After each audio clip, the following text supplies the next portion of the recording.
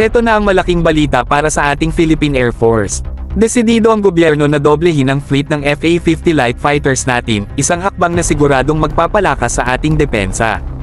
Ayon sa Department of National Defense, bibili tayo ng 12 bagong units mula South Korea sa halagang 40 billion pesos o $683 million. Ang FA-50 ay subok na sa iba't ibang mission, mula air combat hanggang maritime patrol. Sa dami ng isla natin, talagang swak ang FA-50 para sa ating pangangailangan. Pero mga bro, ito lang ba ang sagot sa mga banta? Kahit maganda ang balitang ito, kailangan nating tanungin, sapat ba ang FA-50 kung ang kalaban ay tulad ng advanced fighters ng China, tulad ng J-20?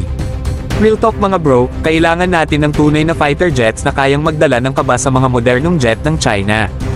Ang FA-50 ay napakaganda para sa basic at intermediate defense operations, pero kailangan natin ng mas matitinding jets na may stealth capability at mas advanced na armament. Ang tanong, kailan tayo aakyat sa level na iyon? Mga bro, isipin natin ito bilang isang stepping stone. Ang pagbili ng FA-50 ay nagpapakita na seryoso tayo sa pagpapalakas ng ating Air Force. Pero kung seryoso rin tayo sa pagpapantay sa ibang bansa, kailangan nating magtulungan bilang isang bayan para sa mas advanced na assets, tulad ng multi-role fighters o stealth jets. Hindi tayo pwedeng magpaasa lang sa mga light solutions. Pero syempre, dapat din nating kilalanin ang halaga ng FA-50 sa ngayon.